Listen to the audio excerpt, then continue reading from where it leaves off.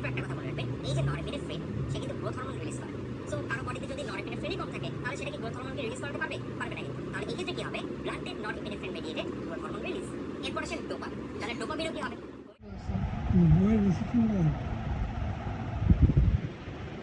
আবার বলি। বইয়ের রিসিপশন বলেন।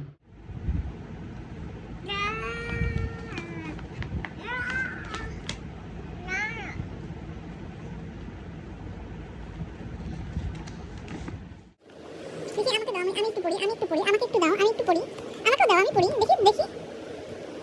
হ্যাঁ হ্যাঁ, দেখো এই যে গ্লুকোজ থেকে কি আসতেছে, পাইরুভেট আসতেছে, বলো পাইরুভেট, পাইরুভেট বলো, বোবানা।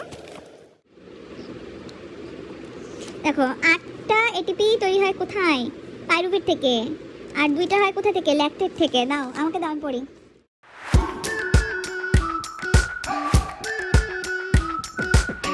We've been waiting for so long.